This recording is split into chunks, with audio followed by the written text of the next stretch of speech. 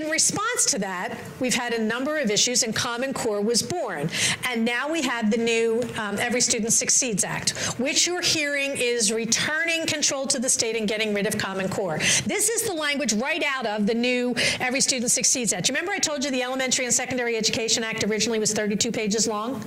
This bill is 1,062 pages, and our congressman had 2 days to read it before they had to vote on it. How many congressmen do you think actually read that bill? I would bet 0, because in 2 days you don't have time to read 1,062 pages. I've read the bill. So this is the state plan, and the state has to develop a plan to set standards. In doing this, their plan must comply with the Individuals with Disabilities Education Act, the Rehabilitation Act of 1973, the Carl D. Perkins Career and Technical Education Act of 2006, the Workforce Innovation and Opportunity Act, the Head Start Act, that's 5, the Child Care and Development Block Grant Act of 1990, the Education Sciences Reform Act of 2002, the Education Technical Assistance Act of 2002, the National Assessment of Educational Progress Authorization Act, the McKinney-Vento Homeless Assistance Act, that's 10, and the Adult Education and Family Literacy Act. So when your state writes their plan with their standards, they must prove to the federal government that they are complying with 11 different pieces of federal legislation. How much control do you think your state has? Additionally, you submit your plan, you send it to the secretary. The secretary can only disapprove a plan if the secretary determines that the state fails to meet the plan. The secretary has to tell the state why. The state can change the plan to get the secretary's approval or not, and the state can request a hearing with the secretary, who then can say yes or no. They can't get past the secretary. There's no appeal past the secretary. They can't disagree with the secretary.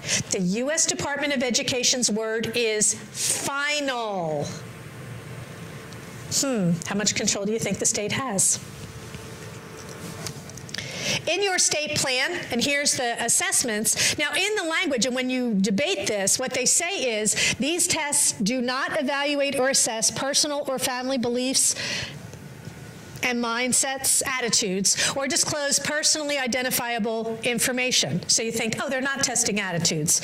And then you come down here, and it says they must assess higher order thinking skills and understandings. What are higher order thinking skills? Higher order thinking skills come from a guy named Bloom. He was an educational theorist. He wrote what was called Bloom's taxonomy. Here's the level. The lowest level of learning is remembering. You know, you do that when you learn your times tables.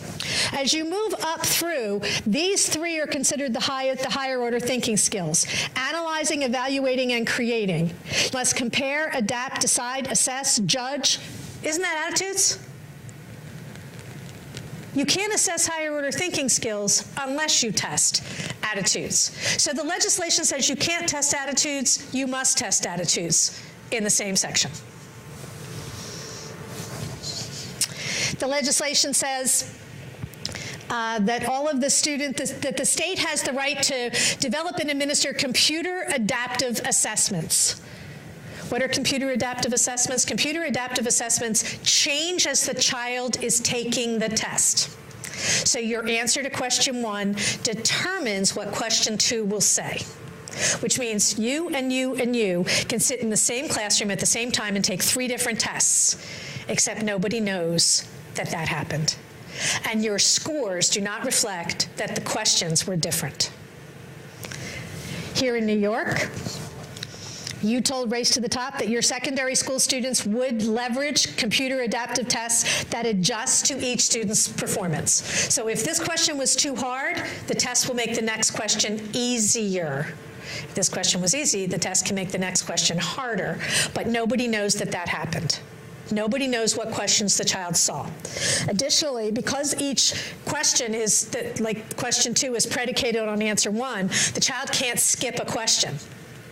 So, for example, when I was in Massachusetts a couple of months ago, they're also a park state, a parent came and told me about her 6th grade daughter who was taking the test, and the question, it was like question 5, asked about whether or not her parents were at home when she got home from school. And the little girl was sort of uncomfortable with that question and didn't want to answer it. So she hit next on the computer, and she got an error message because, see, your answer to question 6 depends on what question 6 you see depends on what you said in question 5, so you can't skip it.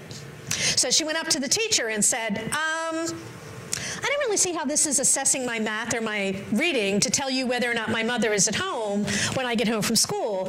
I don't want to answer the question. And the teacher said, I can't do anything about that. But since it was only question 5, she flunked because she could never get to question 6. Her mother wasn't really happy with that whole situation. So the mother went down to the school and said, excuse me, what are you doing? And I want to see the test that my daughter took. And the school said, well, you can't. And the mother said, no, I'm the mother. Yes, I can. And the school said, no, you don't understand.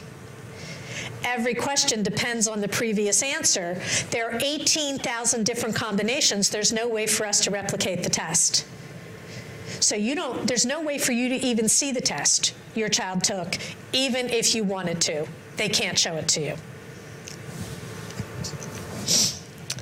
Additionally, for how the state is measured by the federal government, the state can include measurements of, and it's interesting, the word may in these kinds of, in legislation, may is actually stronger than shall, so they have to.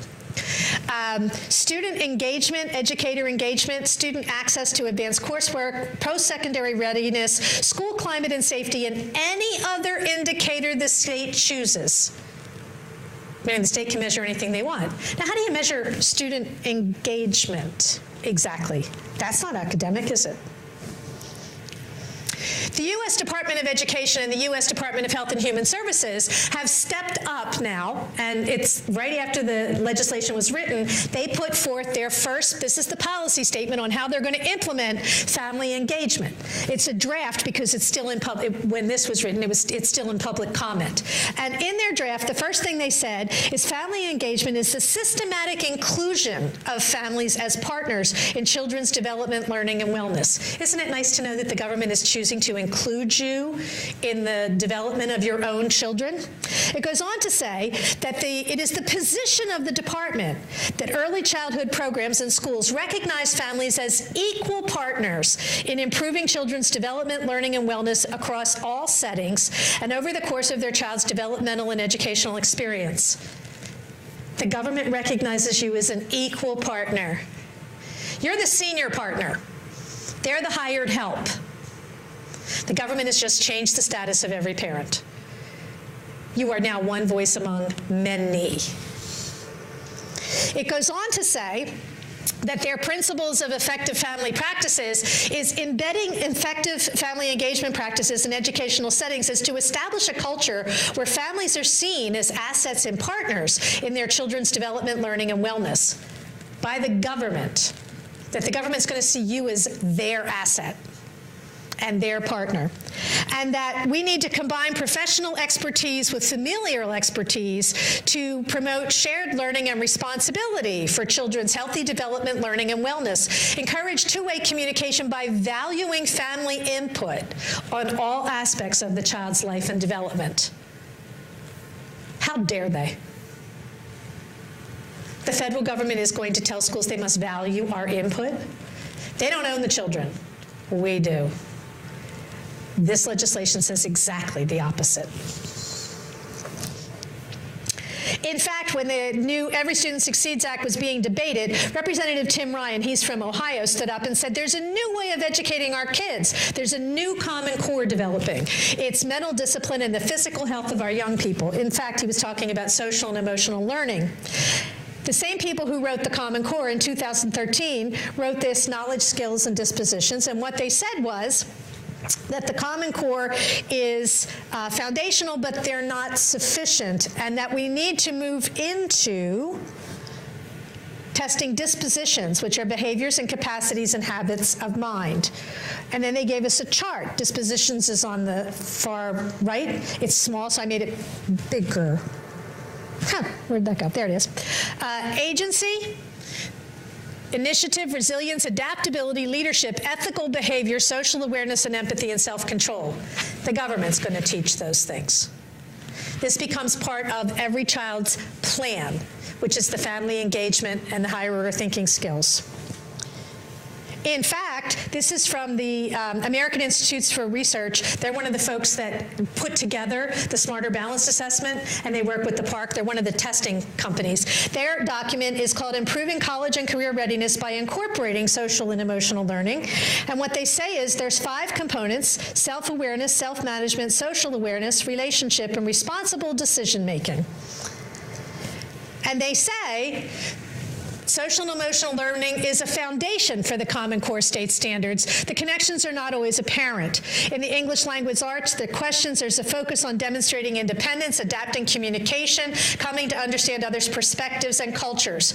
Although the social and emotional learning skills of self-awareness, relationship skills, and social awareness are essential to meeting this standard, the important connection to a social and emotional learning may not be readily apparent.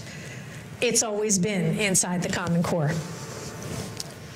In New York, this is your New York Board of Regents from 2011, Educating the Whole Child, Engaging the Whole School, and these are their guides for social and emotional development and learning in the state of New York. And what they say is, well, what does it mean to educate the whole child? Healthy, safe, engaged, supported, and challenged. What does it mean to be healthy? Reform initiatives are unlikely to succeed unless schools address all interacting dimensions of students' lives: the physical, emotional, intellectual, social, and spiritual. In schools where you can't say God's name. Wonder what kind of spiritual lives they're talking about when you can't say anything Christian. There's the same 5 things that you saw in the first document, the research document: self-awareness, self-management, decision-making. New York is talking about non-cognitive indicators, which are dependability, perseverance, work ethic, agreeableness, including teamwork, and emotional stability. Your state, remember we looked at the new education bill? School climate, there's your engagement. How do they do it? They test it, and the data systems collect the answers.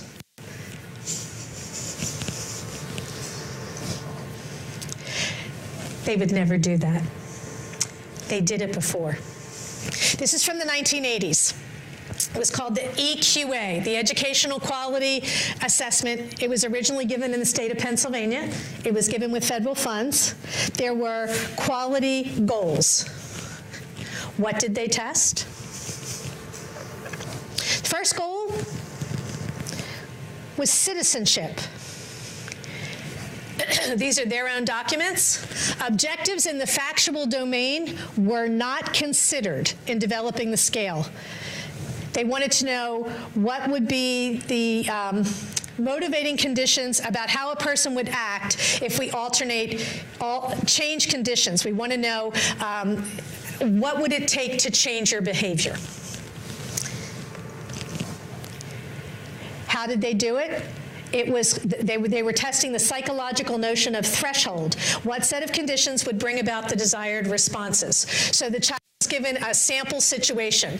The sample situation was there's a club at school called the Midnight Marauders. They go out and do vandalism. I would join the group if, I would join the group if. And the child could say yes, no, or maybe under what conditions they would join the group. There were 3 subscales. The first subscale was concern for the welfare and dignity of others. The second was respect for law and authority. The third was willingness to honor self-made commitments to groups. The second one was self-esteem. They tested your locus of control. Are you an internally motivated person or an externally motivated person? And so they gave you a set of different circumstances to see how you would behave and how you feel about yourself. And as each one went through, the subscales here were you self-confident? Did you feel like you could control your environment? What were your relationships with others? And what was your self-image? There was a norm reference score. The child could say, there was a whole bunch of statements, and the child could say they were very true of me, or not mostly true, mostly untrue, or totally untrue.